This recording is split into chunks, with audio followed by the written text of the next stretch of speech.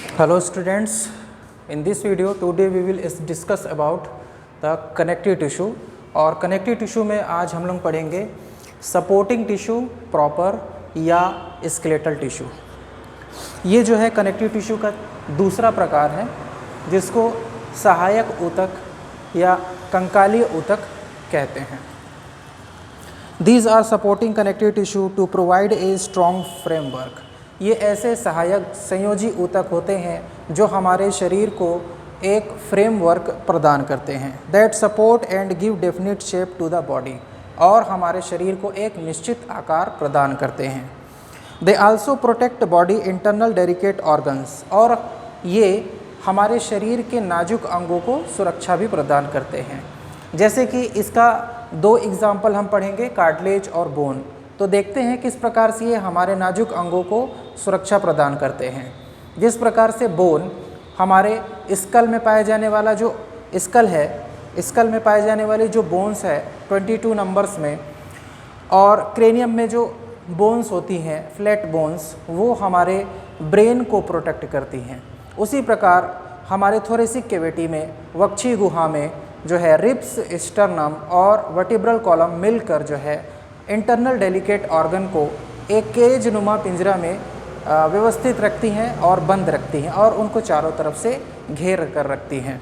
इस प्रकार से ये सहायक संयोजी ऊतक जो होती हैं हमारे शरीर के नाजुक अंगों की सुरक्षा भी करती है। इसके दो उदाहरण हम मुख्य रूप से पढ़ेंगे। उसमें से पहला है कार्टिलेज और दूसरा है बोन। तो आइए जानते हैं सबसे पहले कार्टिलेज के बारे में कि कार्टिलेज होता क्या है। It is relatively soft and flexible supporting tissue as compared to bone.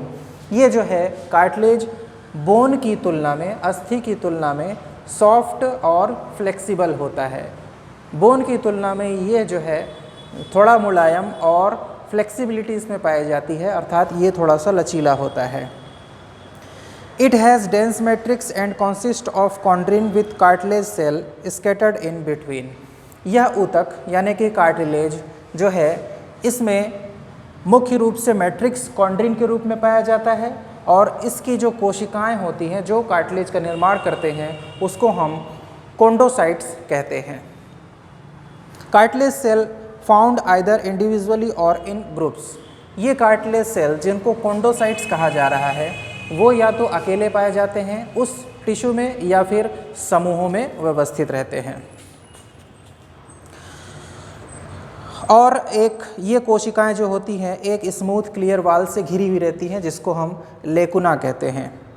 Surface of cartilage is formed by tough connective tissue fibre perichondrium. जो कार्टिलेज का ऊतक होता है वो एक टफ कनेक्टिव टिश्यू के द्वारा, एक सघन संयोजी ऊतक के द्वारा घिरा होता है जिसकी कवरिंग को हम पेरिकॉन्ड्रियम कहते हैं। There are no blood vessels. Cartilage जो ऊतक होते हैं उसमें रक्त वाहिकाएँ नहीं पाई जाती हैं। वे अपना पोषण अपने बगल के ऊतकों से सिंपल डिफ्यूज़न के द्वारा प्राप्त करते हैं। इसके मुख्य फंक्शन जो होते हैं वो provide stiff but somewhat flexible support to body structure. ये हमारे शरीर को एक निश्चित आकार प्रदान करते हैं और थोड़ी सी फ्लेक्सिबिलिटी भी प्रदान करते हैं। और यह दूसरा फंक्शन है रिड्यूस फ्रिक्शन बिटवीन बोनी सरफेस। ऐसे कार्टिलेज जो बोनी सरफेस पे पाए जाते हैं वो दो बोन के बीच में होने वाली रगड़ या घर्षण को घर्षण मुक्त रखने का कार्य करते हैं। कार्टिलेज के तीन प्रकार हमको देखने को मिलते हैं। पहला प्रकार है हाइलीन कार्टिलेज, दूसरा प्रकार है इलास्टिक कार्टिलेज और तीसरा प्रकार है फाइब्रस कार्टिलेज। तो सबसे पहले देखते हैं हाइलीन कार्टिलेज के बारे में। Contains a large number of evenly spread collagen fibre in the matrix, hence it is tough and flexible. इस प्रकार के हाइलीन कार्टिलेज में हमको कोंडोसाइट्स जो है समूहों में या अकेले पाए जाते हुए दिखाई देंगे। उनके बीच में हमको मैट्रिक्स भरा हुआ मिलेगा और साथ ही साथ उस मैट्रिक्स में दूर दूर पर हमको कोलेजन फाइबर के तंतु नज़र आते हुए दिखाई देते हैं। इस प्रकार के जो ऊतक होते हैं मुख्य रूप से जो हाइलीन कार्टिलेज है मुख्य रूप से हमारे बोन सरफेस ऑफ जॉइंट में, बिटवीन रिब्स और स्टर्नम में और पार्ट ऑफ नेजल सेप्टम और लैरिंग्स में पाए जाते हैं। दूसरा प्रकार का जो कार्टिलेज होता है वो है इलास्टिक कार्टिलेज। इलास्टिक कार्टिलेज में कॉन्डोसाइट्स मौजूद रहेंगे और उस टिश्यू के मैट्रिक्स में अर्थात कॉन्ड्रिन में हमको इलास्टिक फाइबर मिलते हैं। ये इलास्टिक फाइबर जो है इलास्टिन नामक प्रोटीन से बने होते हैं।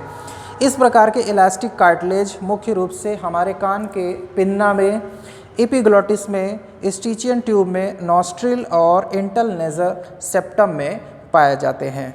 तीसरा जो कार्टिलेज है, तीसरे प्रकार का कार्टिलेज है वो है fibrous cartilage. Cartilage large network of collagen fibre closely packed together in the chondrin. It thus develop a high tensile force, thereby resistance shock and has a high resistance to compression। इस प्रकार के cartilage में भी हमको कॉन्डोसाइट्स नज़र आते हैं, परंतु इसके मैट्रिक्स या कॉन्ड्रिन में सघन रूप से कोलेजन फाइबर के तंतु मौजूद होते हैं। इस प्रकार के ऊतक यानी कि फाइब्रस कार्टिलेज हमारे शरीर के ऐसे स्थान पर पाए जाते हैं जहां पर अत्यधिक जो है स्ट्रेस पड़ती है, शरीर को ज़्यादा से ज़्यादा तनाव सहना पड़ता है। और इस प्रकार के जो फाइब्रस कार्टिलेज है मुख्य रूप से हमारे शरीर के articular disc between the vertebrae यानी कि दो रीढ़ की हड्डियों के बीच में, बिटवीन टू प्यूबिक बोन और प्यूबिक सिम्फाइसिस, दो कमर की हड्डियों में जिसको प्यूबिस कहते हैं, उनके बीच में पाया जाता है। तो ये एक स्लाइट मूवेबल टाइप के जो है टिश्यूज़ होते हैं जिसमें बहुत ही कम मात्रा में मूवमेंट हो पाती है। अब देखते हैं सपोर्टिंग टिश्यू प्रॉपर या स्केलेटल टिश्यू का दूसरा उदाहरण जिसको हम कहते हैं बोन। बोन का जो स्ट्रक्चर है पर्टिकुलर हम बोन के चैप्टर में इसके ब्रीफ स्ट्रक्चर को पढ़ेंगे। फ़िलहाल हमको इसके जो है जनरल फीचर के बारे में इसमें जानना ज़रूरी है। उदाहरण के तौर पे It is relatively harder and stronger than the cartilage because matrix consists of yellow elastic fiber combined with phosphate, carbonates of calcium and magnesium salt। ये जो बोन है या अस्थि है कार्टिलेज के मुकाबले में अत्यधिक स्ट्रॉन्ग होती है और फ्लेक्सिबल नहीं होती है, बहुत हार्ड होती है। अस्थि जो है या बोन जो है बहुत ज़्यादा हार्ड होती है। क्यों? क्योंकि इसके ऊतक में अगर हम देखें तो इसमें इलास्टिक फाइबर के साथ साथ बहुत सारे साल्ट पाए जाते हैं जैसे कि फॉस्फेट, कार्बोनेट ऑफ कैल्शियम और मैग्नीशियम के साल्ट इस हड्डी को बहुत ज़्यादा मजबूत बना देते हैं। शरीर की जितनी भी लंबी अस्थियों का अध्ययन हम करते हैं उसमें हम ये देखते हैं कि लंबी अस्थियां जो हैं इसको अध्ययन के अनुसार हम इसको 3 भागों में बांट लेते हैं, अपर एंड, लोअर एंड और बीच का बेलनाकार भाग जिसको हम शाफ्ट कहते हैं। इसके शाफ्ट में यानी कि बीच के भाग में एक गुहा पाई जाती है। जिस प्रकार से बांसुरी होती है अंदर से खोखली, उसी प्रकार से ये बोन भी अंदर से सुरंग युक्त होती है या खोखली होती है जिसको हम सेंट्रल कैविटी या मेडुलरी कैविटी कहते हैं। इस मेडुलरी कैविटी में जो है बोन मेरो भरा हुआ रहता है, ठीक है, जिसको हम हिंदी में बोलते हैं अस्थि मज्जा। ओके, अब चूंकि खोखली होने के कारण इसकी 2 वॉल्स बनती हैं, इनर वॉल और आउटर वॉल। इनर वॉल को हम कहते हैं एंडोस्टियम और आउटर वॉल को कहते हैं पेरियोस्टियम। मेडुलरी कैविटी में भरा हुआ जो बोन मेरो होता है वो 2 प्रकार का होता है, येलो बोन मेरो और white bone marrow, yellow bone marrow और रेड बोन मेरो। इसके अपर एंड और लोअर एंड में बोन जो है थोड़ा सा स्पंजी नेचर का होता है जहाँ पर रेड बोन मेरो भरी हुई रहती है, और इसके मेडुलरी कैविटी में येलो बोन मेरो भरा हुआ रहता है जिनका अलग अलग फंक्शन है। जैसे कि रेड बोन मेरो जो कि हड्डियों के अंत में पाए जाते हैं वो आरबीसी का निर्माण करते हैं, जबकि येलो बोन मेरो के स्टेम सेल्स, डब्ल्यूबीसीज और दूसरे ब्लड सेल्स का निर्माण करते हैं।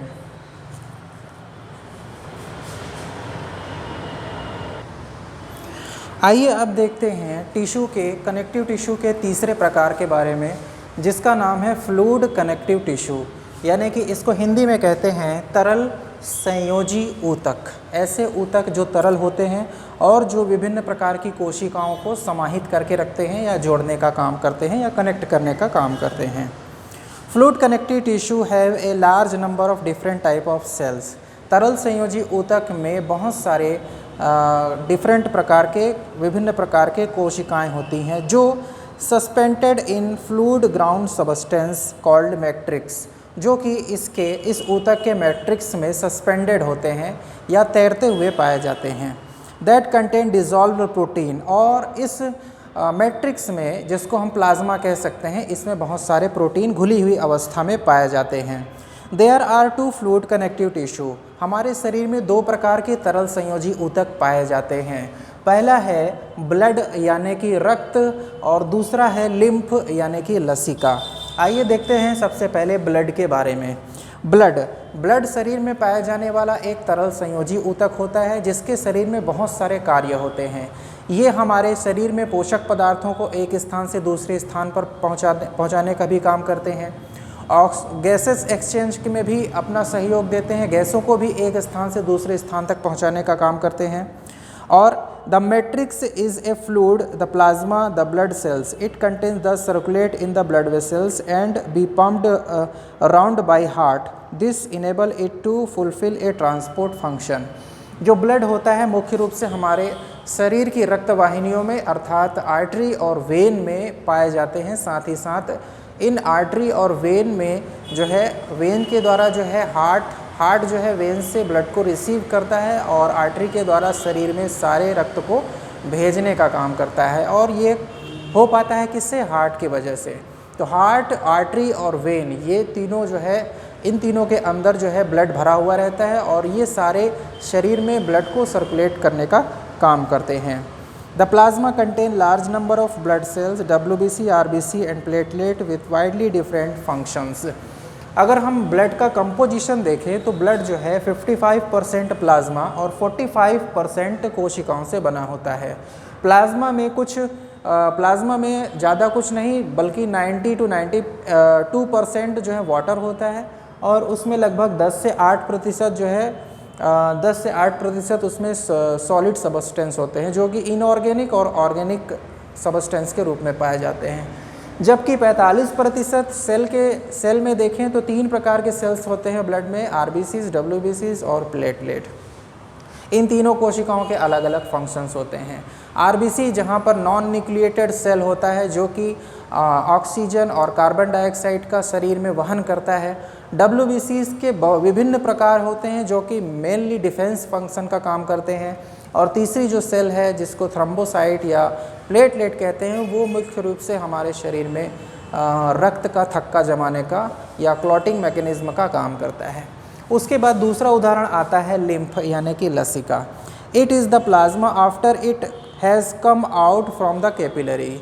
ये लिम्फ को लिम्फ कब कहते हैं? जब कैपिलरीज से, रक्त वाहिनियों से, महीन रक्त वाहिनियों से प्लाज्मा रिस कर जो है कोशिकाओं के बीच में उपस्थित हो जाता है, आ जाता है, तब हम इसको लिम्फ कहते हैं। It gives nourishment to the tissue and remove waste product from them. It contains large number of lymphocytes and also few macrophages.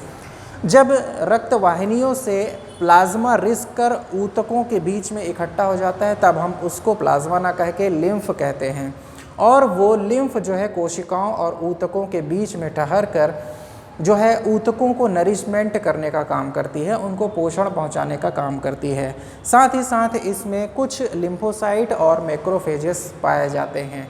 Lymphocyte के रूप में हम जानते हैं कि लिम्फोसाइट है, और मैक्रोफेजेस के रूप में मुख्य रूप से मोनोसाइट्स जो होते हैं, है ना, WBC के प्रकार में से एक प्रकार है मोनोसाइट, वो हमको इसमें लिम्फ में दिखाई देते हैं।